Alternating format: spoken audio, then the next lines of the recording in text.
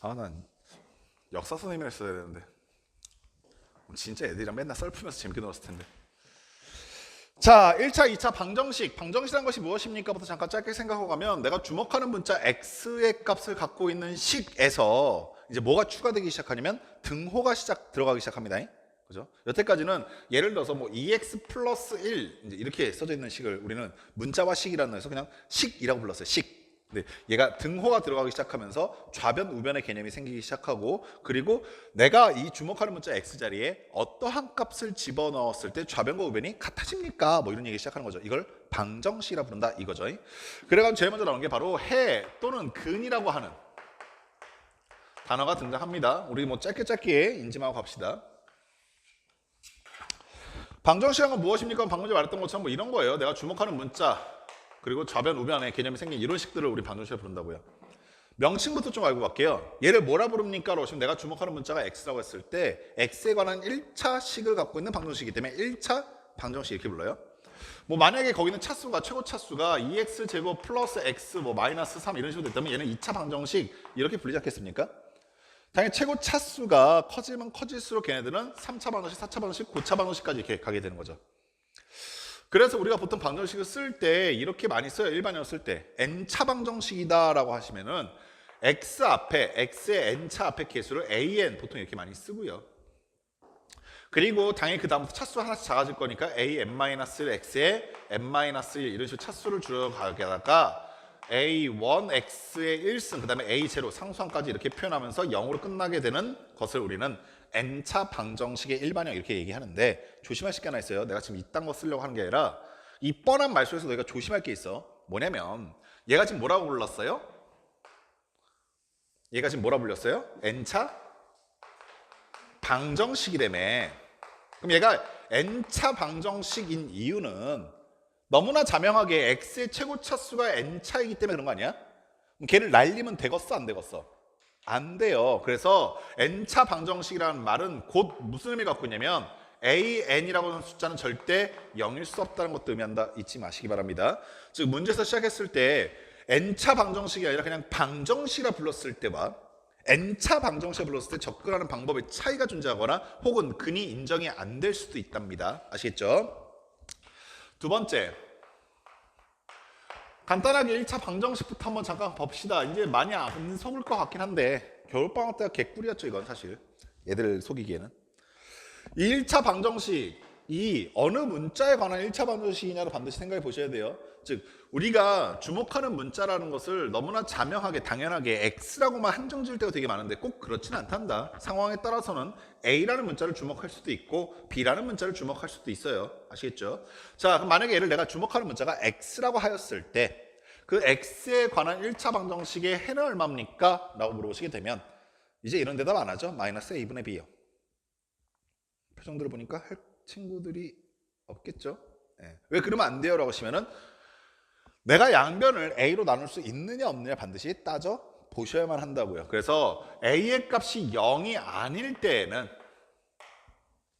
당연히 해가 x가 얼마입니까? 라고 하시면 b 넘어가고 a로 나눠도 괜찮을 테니 이때는 해가 얼마입니까? 마이너스 a분의 b라고 말하는 것이 가능하겠지만 그지라? 오케이? 그런데 말입니다. a가 0이면요 나눌 수가 없다 이거 아닙니까? a로. 오케이? 그럼 상황이 방정식의 상황이 어떻게 될 거냐면 a가 0이라고 그랬으니까 0 곱하기 x는 마이너스 b라고 하는 상황이 돼요. 우리가 찾고 싶은 해라고 하는 것은 x자리에 얼마를 넣었을 때 좌변과 우변이 같아집니까? 거든. 근데 내가 현재 이 x자리에 어느 값을 갖다 집어넣던 좌변의 결과는 항상 얼마입니까? 0이요. 그죠? 그럼 생각해 보세요. b값이 뭐냐에 따라서 좌변과 우변이 같아질 수도 있고 달라질 수도 있겠다 이해하시겠어요? 그래서 이 상황에서는 b값에 따라 기준을 한 번 더 나누는 거죠. b마저 0이어버리면 좌변은 항상 0인데 우변도 0인 게 x자리에 뭘 갖다 집어넣어도 항상 좌변과 우변이 같네 라는 생각할 것이고, 그래서 이때는 해가 무수히 많다라고 얘기하죠. 이제 이거 WA라고 안 읽겠죠? 마늘 다자예요. 마늘 다자. 해가 너무 많아서 어떤 걸 해라고 정할 수 없어 라고 해서 안이 붙자에 정할 정자, 그래서 부정방정식이라고 부르기도 한다. 기억나세요? 오케이. 근데 만약에 B가 0이 아니면요, 2나 3 이런 거면요, 좌변은 X에 어떤 값을 집어넣어도 항상 0인데 B가 0이 아니래요. 그럼 좌변과 우변이 같아질 수가 없네요. 그럼 이때는 해가 없다라고 얘기하던가 불가능하다라는 걸 줄임말을 써서 불능 이렇게 얘기하겠다라는 얘기를 하고 있는 게 1차 방정식의 풀입니다. 기억나시죠? 난다고 해주세요, 제발. 난다고 해주세요. 나죠? 네, 고마워요. 세 번째, 어떤 얘기도 살짝은이 나오냐면요, 방정식 하면 빠질 수 없는 그분, 절대값 기호를 포함한 방정식 혹은 가우스 기호를 포함한 방정식.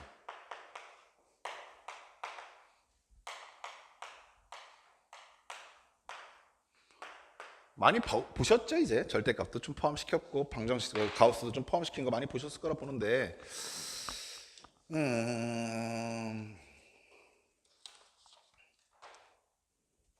처음에 절대값부터 다루네. 처음에 절대값부터 다루고요. 그 다음에 가우스 기호는 뒷부분에 갑자기 뜬금없이 툭 튀어나와요. 예제로서, 그 필수 예제로서. 그때 풀어드릴게요. 일단 절대값부터 좀 집중적으로 보시면 이래요. 정리는 좀 해놓고 합시다. 절대값부터 보자면, 절대값의 첫 번째 핵심은 이렇게 얘기했었어요. 절대값 안에 있는 문자가, 안에 숫자가 있을 수도 있고 또는 뭐 식이 있을 수도 있죠. 문자라고 얘기하는 식이 있을 수도 있는데, 걔가 0보다 큰지 0보다 작은지에 따라서 판단하는 게 가장 베이직한 얘기예요. 그죠? 절대값 안에 있는 문자가 0보다 크다면 그냥 나가시면 되고요. 만약에 걔가 0보다 작은 부호 바꿔서 나가시면 되는데, 만약에 0보다 큰지 작은지 모르면 어떻게 하면 됩니까? 모르면 케이스 구분하면 되는 거죠. 0보다 큰 상황에서 라고 생각하면서 하나의 케이스, 0보다 작은 상황에서 라면서 하나의 상황을 만드시면 돼요. 그래서 이 다음에 나오는 여러 가지 얘기들은 뭐 여러 가지 문제 한번 생각해 보세요. 절대값이 하나 있는 경우가 있었고요. 그죠? 절대값이 2개 이상 있는 반정식도 있었어요. 그래서 제가 겨울방학 동안에 사실 어떤 얘기 잠깐 해드렸었냐면, 절대값이 2개 있으면, 좀 이따 문제 다시 한번 풀어볼 겁니다. 절대값 2개 이상 있으면 절대값 안이 0이 되는 순간들을 기준으로 잡아서 케이스를 나눈다라고 했었던 거 기억하시면 되고요. 기억나시죠? 오케이. 그리고 두 번째로 봐야 될 건 뭐냐면 이런 게 있었어요. 절대값의 기호는 아닌데 절대값 기호와 똑같은 역할을 하고 있는 기호가 하나 있었죠. 그게 누구였습니까? 라고 하시면 루트 A 제곱. 이 기호는 사실상 절대값 A와 동일한 기호이다. 그래서 우리가 어떤 식의 제곱식의 루트를 씌우게 되면 절대값을 바꾸는 것이랑 똑같은 역할을 한다 라고 볼 수 있어야 한다고 얘기했었죠. 이 기호까지 좀 생각을 해보시고, 가우스 기호 같은 경우는 가우스 안에 있는 문자와 바깥에 있는 문자, 우리 이거 동그라미로 잠깐 놓읍시다. 안에 있는 문자 세모라고 놓을게요. 기준을 첫 번째로 어떻게 나눠볼 줄 아셔야 한다고 얘기했었냐면, 바깥쪽에 있는 이 동그라미라는 정수의 값, 정의는 알고 계시죠? 가우스 기호는 처음 보진 알죠?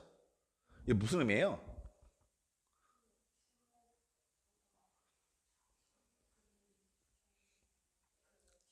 그렇죠. 여기는 이 세모의 가우스를 취하겠다는 얘기는 세모를 넘지 않는 최대 정수가 동그라미다라는 뜻이에요. 그래서 보통 우리가 문자로 써지게 되면 가우스 x는 x를 넘지 않는 최대 정수 이렇게 얘기하게 되는데, 우리가 이 식에서 우리 첫 번째 당연히 그 절대값처럼 베이스처럼 잡아낼 수 있는 조건이 뭐냐면, 만약에 세모의 값이 동그라미 결과가 나왔다, 이 정수의 결과가 나왔다는 얘기는 세모값의 범위가 동그라미보다는 어떨 것이고 크거나 같을 것이고, 뭐보다는 반드시 작아야 한다?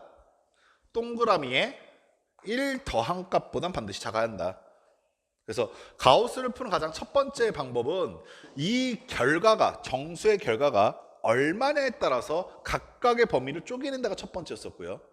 두 번째는 뭐가 있었었냐면, 아마 오늘 선생님이 이걸 다 설명하기 조금 버거울 것 같아서 만약에 미리 궁금한 친구들은 예전에 겨울방학 동안에 찍어놨던 영상에 보시면 선생님이 가우스에 대한 정리한 그래프 그리는 방법 정리해 놓은 게 쭉 있어요. 그건 아마 우리가 좀 이따 2차 함수 넘어가서 이제 다시 생각이 될 건데, 예, 그거 말고 요 안에 있는 함수를 먼저 그린 다음에 높이가 정수인 부분마다 잘라서 그래프를 바꿔낸다라는 거, 예, 그것도 한번 좀 같이 참고해 두셔서 보시면 될 겁니다.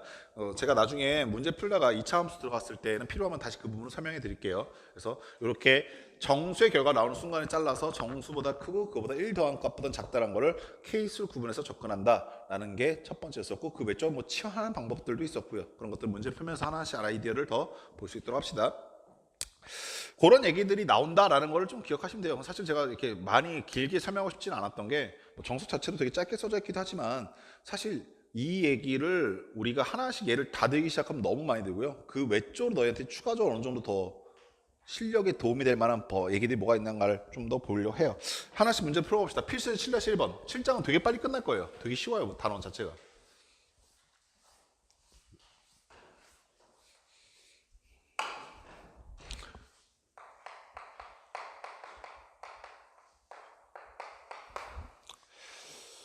(7-1번을) 보시면 1번만 풀게요. 이건 다음 x에 관한 방정식을 풀어라라고 했는데, ax-bx는 같대. 뭐랑 같대라고 했더니 a제곱 마이너스 b제곱이랑 같대요. 그러니까 되게 간단한 문제인데 간단해서 실수하는 대표적인 문제 중에 하나예요. 학교 선생님들이 너희한테 혹시라도 이런 거 물어보면 점수 줄게 얘들아 라고 시작했는데 점수를 발로 뻥 까는 문제 중에 하나죠. 당연히 많은 학생들이 a-b로 나누려 할 겁니다. 나눠도 됩니까? 이게 제일 중요한 핵심이죠. 어떤 사람인지 아시겠어요? 나눠도 돼요? 안 돼요? 왜요? a-b가 0일 수 있으니까요. 그래서 케이스 구분 하셔야 됩니다. 첫 번째, a-b가 0이 아닐 때, 이 얘기인 즉슨 당연히 a와 b가 같지 않을 때라는 얘기로 써도 되죠. 이때는 나눠도 되겠죠. 이때 x의 값은 뭡니까? 그러시 이때 x는요, a-b로 나눠서 남는 거 a 플러스 b가 답입니다. 이렇게 끝나시면 돼요. 이해하시겠어요? 근데 만약에 두 번째, a-b가 0이면 어떻게 합니까? 이 부분을 애들이 보통 이제 언급을 안 하는가, 아니면 언급해도 그냥 자신 없으니까 대충 씨부리다가 끝나는 거죠. 얘가 0이라는 뜻은 a와 b가 같다라는 뜻으로 해석할 수도 있죠. 오케이? 생각해 보세요. 좌변은 어떻게 되냐면, 좌변은 a-b가 0이니까 0이 될 것이고, 그리고 곱하기 x야. 이게 좌변이죠. 우변의 상황 어떻게 됩니까? 그러시면 a제곱 마이너스 b제곱도 a와 b가 같아져 버리면 0이 돼 버린다고. 그럼 0 곱하기 x가 0이 됐다는 뜻은 x에 뭘 집어넣어도 항상 성립한다는 얘기니까 이때는 해가 무수히 많다 이렇게 얘기하셔야 돼요. 이해하시겠어요? 이렇게까지 써야 정확하게 모든 답을 다 쓴 겁니다. 7-2번 예제로 갈게요. 바로 여러분들의 기억을 리마인드 시킬 문제.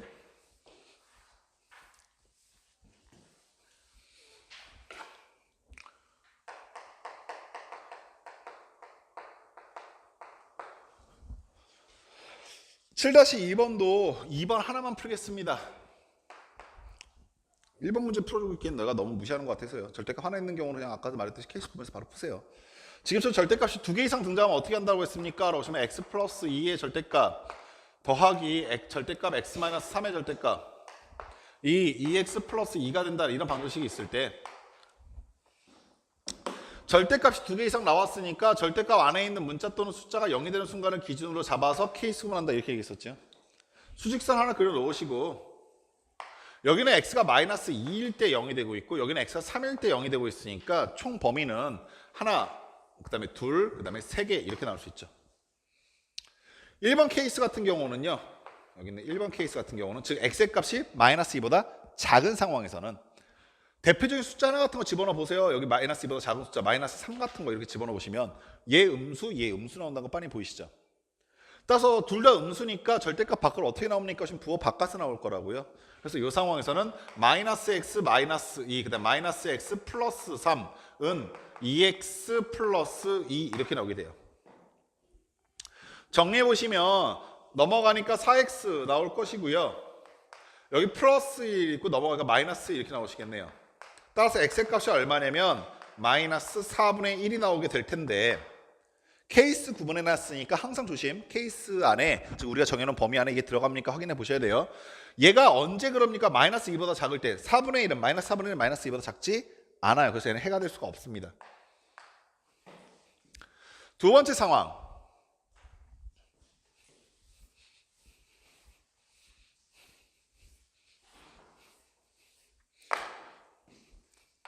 x의 값이 마이너스 2보다는 크고 3보다 작을 때 이렇게 되겠죠. 혹시나 하는 높아심에 너희가 이거를 어떻게 표현하면 되냐면 이렇게 쓰면 돼요. 마이너스 2보다는 크거나 같고 3보다는 작을 때라고 쓰시면 됩니다. 보통 왼쪽에다 등호 갖다 붙여요. 이해하시겠어요? 이 상황에서는 우리 실제로 숫자 같은 거 0 같은 거 하나 갖다 집어넣으면 되잖아요. 0 같은 거. 0 집어넣을 때 얘는 양수고 얘는 음수예요. 오케이? 양수니까 그냥 나오고 음수인 건 부호 바꿔서 나와라. 그냥 나왔더니 x 플러스 2고 부호 바꿔 나왔더니 마이너스 x 플러스 3입니다. 이게 좌변일 것이고 우변은 2x 플러스 2 이렇게 나오시겠네요. 정리해보시면 x가 사라져버려요. x가 사라진다는 얘기는 0 곱하기 x가 됐다는 얘기야. 나머지 정리해보시면요. 여기 2 사라지니까 3은 0입니다. 이러면서 깨달음 얻으시면 안 돼요. 아 3과 0이 같았는데 몰랐구나 이러시면 안 됩니다. 응? 뭐야 어디 가요? 그러네요. 아, 미안해요. 제가 찐따지 됐네요. 잘못했어요. 미안해요. 잘못했어요. 소데스까 아리가또 미자이. 여기 EX 나오네요. 미안해요. 그리고 여기서 넘어가니까는 3 남네요. 미안합니다. 예, 제가 잘못했어요. 죽을 죄를 졌습니다. 2분의 3이요.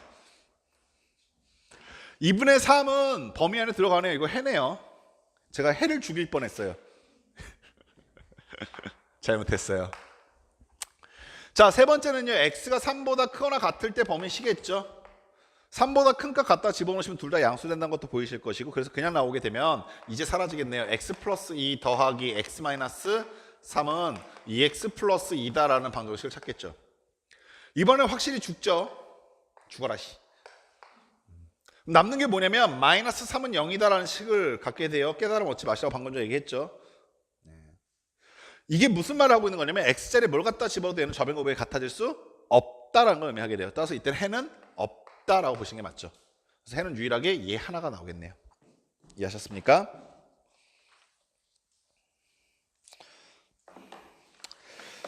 이 차 방정식의 해법으로 갑시다.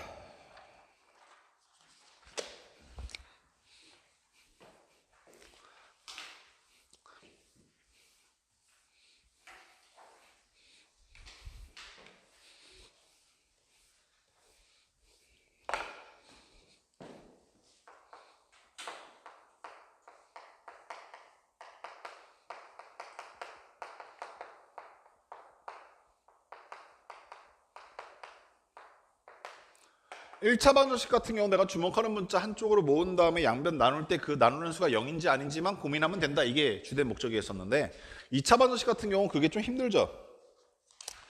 자, 그래서 2차 방정식 어떻게 답을 구해 갈 겁니까? 라는 걸 알기 위해서 우리가 이것도 좀 얘기해 볼게요. 2차 방정식의 해 개수는 몇 개일까? 그렇죠. 항상 always 2개예요. 이제는 너희들이 중학교 3학년에서 벗어난다고요. 무슨 말이냐면 중학교 때 너희한테 사기쳤죠. 2차 방정식의 해는 2개일 수도 있고 1개일 수도 있고 0개일 수도 있어. 얘들아, 이건 너희들 굉장히 어여쁘게 본 거잖아. 그렇죠? 이때는 뭐를 몰랐으니까. 그렇죠. 허수를 몰랐기 때문에 그렇게 얘기할 수밖에 없었던 거예요. 근데 이제 여러분들은 허수를 알고 있기 때문에 2차 방정식의 해는 항상 몇 개?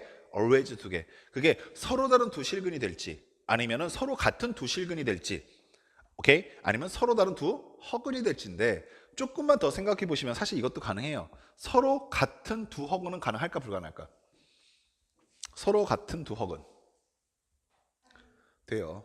x-i의 완전 제곱은 0이다. i는 뭐예요? x는 뭐예요?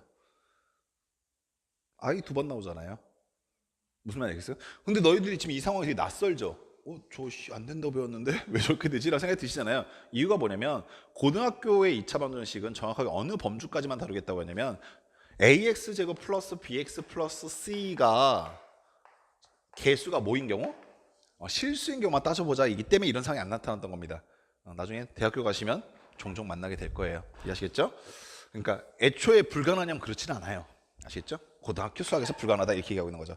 그래서 우리가 무슨 생각할 수 있냐면 실근 그리고 허근의 존재들이 등장하기 시작할 거다라는 것을 예상할 수 있을 것이고, 우리가 아까 전에 배웠었던 것도 잠깐 좀 적용해 보시면 이런 것도 한번 생각해 보세요. 첫 번째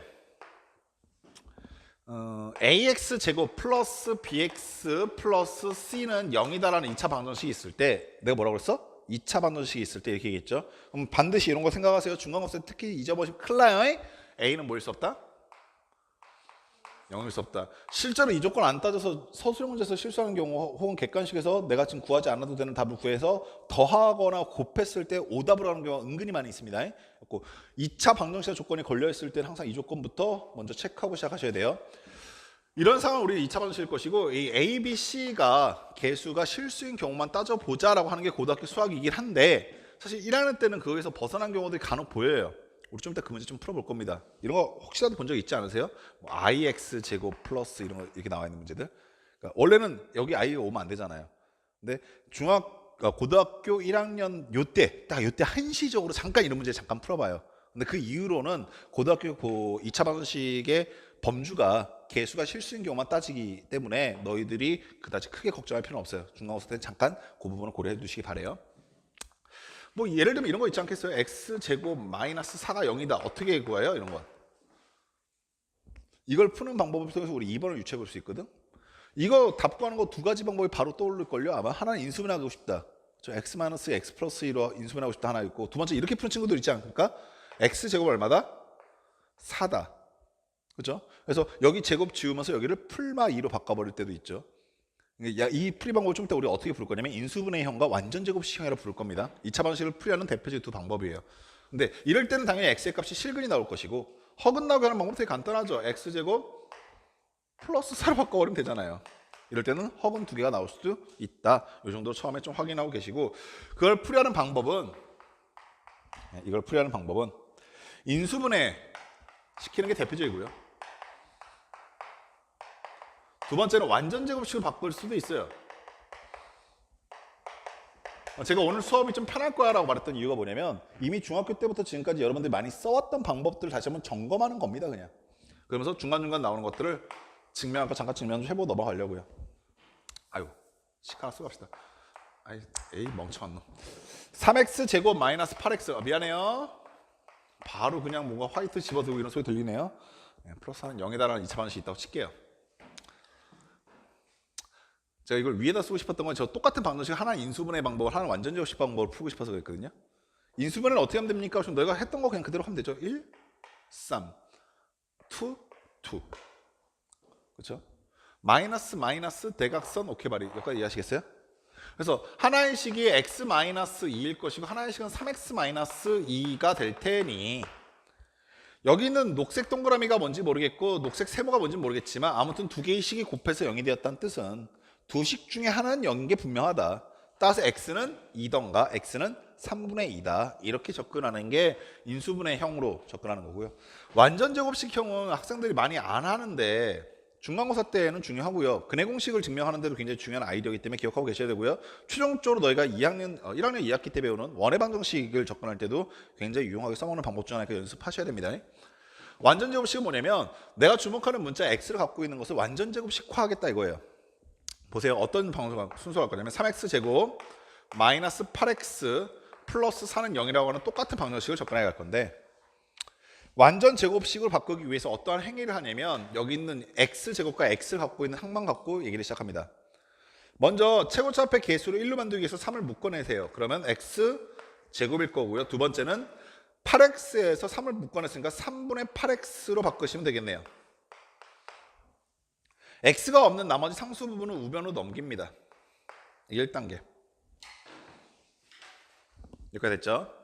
자, 그 다음에 좌변을 어떻게 바꾸냐면 3 냅두시고요. 가로 안을 어떻게 조작하기 시작하는데 잘 봐. 이 가로 안에 있는 값을 내가 완전 제곱식으로 바꾸겠다는 뜻은 앞에 있는 x제곱은 뭐가 돼야 되겠어? x로 가셔야겠죠. 오케이. 상수는 어떻게 찾을 수 있습니까? 하시면 1차 시 앞에 개수를 보고 하시는데 우리 알고 있잖아요. 얘네들이 곱한 거의 2배잖아. 그게 이해해야 돼요. 그 얘기를 거꾸로 하면 이거의 절반이 여기에 숫자로 간다는 얘기입니다. 그래서 1차 시 앞에 개수의 절반을 오시면 돼요. 오케이. 절반이라고 한다는 뜻은 분자가 만약에 짝수면 2로 나누시면 되고요. 짝수가 아니면 분모에 2 곱하시면 돼요. 그래서 3분의 4라고 갖다 쓰시면 되겠네요. 이해하시겠어요? 8이 짝수니까. 됐습니까? 그리고 난 다음에 우변에는 마이너스 4가 있는 거죠. 이렇게. 근데 얘는 저 식과 다른 식이죠. 그래서 수습해야 되는데 어떻게 달라지는지 보시면 얘 제곱했더니 x제곱 나왔고요. 얘네들이 곱한 거의 2배 하니까 마이너스 3분의 8x까지 나오는데 뭐가 더 나오게 되냐면 얘를 뭐 한 값? 제곱한 값에 3을 곱한 게 좌변에 더 있어요. 그럼 얘 제곱하시면 3의 제곱분의 4의 제곱이고 앞에 3 곱해져 있으니까 분모는 3분의 4의 제곱이죠. 그래서 우변에 그거의 값을 써주셔야 됩니다. 이해하시겠어요? 자, 그 다음에 양변을 3으로 나누시면 돼요. 3으로 나누셨더니 x-3분의 4의 완전 제곱이 있을 것이고 우변은 3분의 마이너스 10이고 3분의 16이니까 3분의 4 남을 건데 3으로 나눴으니까 3의 제곱분의 4 이렇게 되겠죠. 이 다음에 할 건 뻔해요. 여기 제곱 지워주시고요. 여기 루트 씌우신 다음에 플러스 마이너스 써주시면 돼요. 오케이? 그리고 아까 전에 말했던 것처럼 루트가 이렇게 씌워져 있을 때는 분모 따로 분자 따로 씌워주셔도 괜찮다고요. 그럼 정리해보시면 x-3분의 4는 3의 제곱이니까 루트 밖을 3으로 나올 것이고요. 4는 2의 제곱이니까 2로 나오실 건데 그 앞에 플러스 마이너스 이렇게 되어 있는 거죠. 최종적으로 3분의 4만 넘어가시게 되면 x는 3분의 4에 플러스 마이너스 3분의 2를 하셔라라는 뜻이고 3분의 4 더하기 3분의 2는 2일 것이고요. 3분의 6이니까 3분의 4 마이너스 3분의 2는 3분의 2가 나오시겠네. 우리가 아까 구했던 답과 동일한 답이 나올 수밖에 없다 이거죠. 이게 완전 제곱식 푸는 방법입니다. 보시면 인수분해가 좀 더 간단해 보이는데 완전 제곱식은 왜 중요합니까? 라고 하시면은 인수분해는 제한을 갖고 있죠. 어떤 제한이요?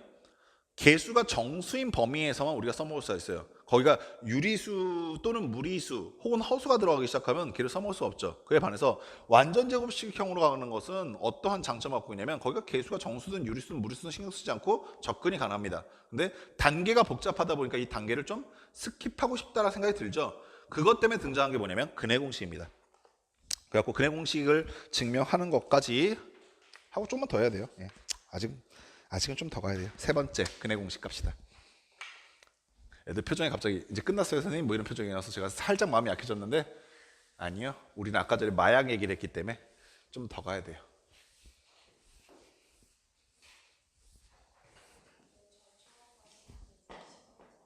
응? 네, 시켰었죠. 잘하시더라고요.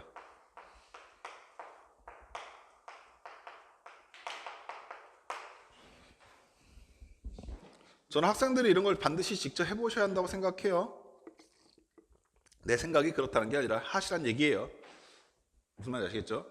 그리고 이런 거 증명 안 해보고 할 줄 모르는 친구들이 나중에 수리논술 학원 다니면서 수리논술로 대학교 갈 거야 말할 때마다 전 기가 차고 어이가 없어요. 진짜로. 그러니까 그런 짓거리 좀 하지 마세요. 쓸데없이 돈만 쓰고 다니는 거. 어떤 사람인지 아시겠죠? 그러니까 이런 것들 기회 올 때마다 반드시 증명해보시고 직접 끝까지 해보셔야 돼요. 근해 공식 어떻게 갑니까? 그러면 이렇게 가보면 되죠. 방금 전에 했을 때 완전 제곱식형과 똑같아요. ax 제곱 플러스 bx 플러스 c는 0이다. 근데 얘가 근해 공식을 쓰려면 당연한 얘기지만 x 제곱 날아가면 안 되기 때문에 a는 0이면 안 돼요. 자꾸 다시 확인해 보세요. 방금 전에 말했던 단계를 조금 다시 한번 거칠 건데 조금 더 복잡하게 보이는 이유는 하나밖에 없어요. a, b, c니까. 근데 정신 똑바로 차려 갑시다.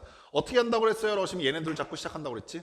그래서 a 묶어내시고 x제곱 플러스 1차 샤프의 개수는 a분의 bx로 쓰면 될 것이고 c는 넘어가니까 마이너스 c라고 쓰시면 됩니다. 식변형 없죠? 완전 제곱식화 합시다. a 일단 냅두시고요. 가로 치시고요. 여기 완전 제곱 묶어버려요. 무책임하게. 수습하면 되니까요. x제곱은 x로 내려올 것이고 1차 샤프의 개수의 절반인데 이번엔 b가 짝수인지 뭐 홀수인지 알 수가 없으니까 분모에다 2 곱할 거예요. 그래서 2a분의 b라고 쓰면 되지요. 여긴 마이너스 c가 있을 거고요. 근데 이번에는 식 변형이 일어났죠. 제곱을 묶었기 때문에. x제곱 나오고 얘네들 곱한 거 2배가 a분의 bx가 나오고 똑같은데 요거 제곱한 값에 a 곱한 것만큼 좌변에 더해졌다고요.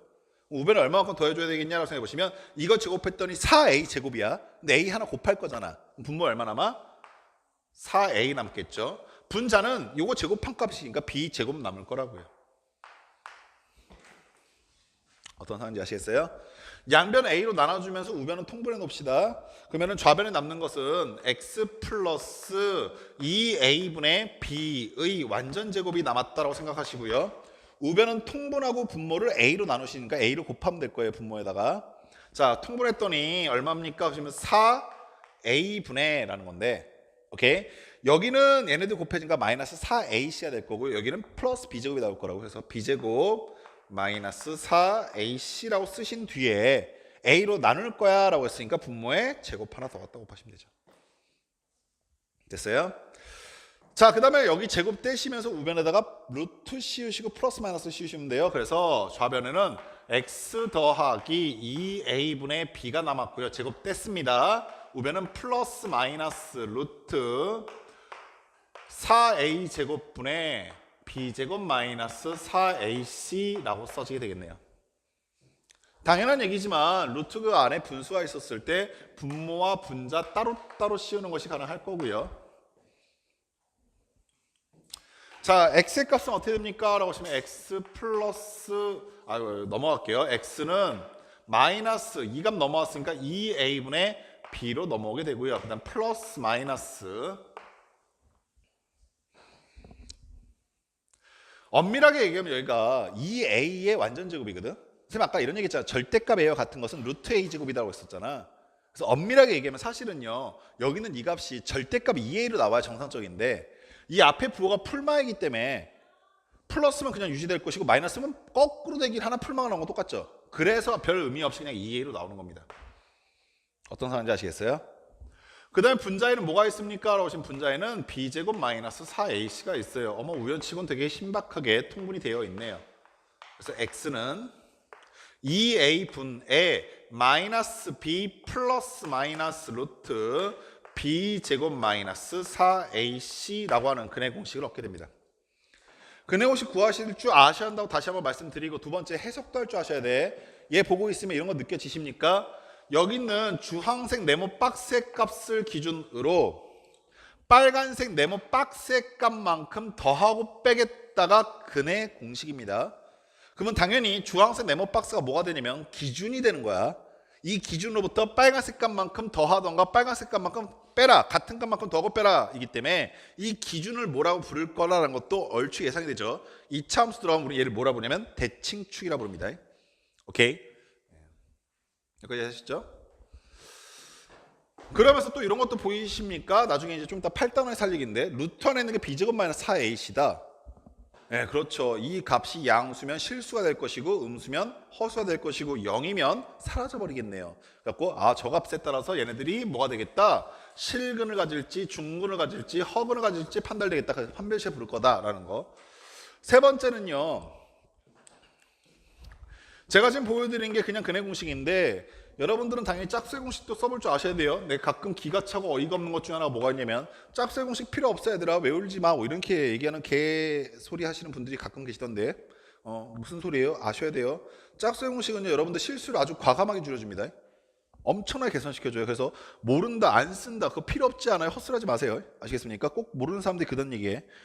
짝수의 공식이라는 건 무엇이냐면 ax 제곱 플러스 2b 프라임 x 더하기 c가 0이다 라고 하는 2차 반응식, 즉 1차 시합의 개수가 짝수인 경우에서의 근의 공식인데 뭐 당연히 이 과정을 다시 한번 겪어보시는 것도 좋지만 우리가 과정을 알고 있으니까 여기다 갖다 써먹는 것도 괜찮지 않겠어요?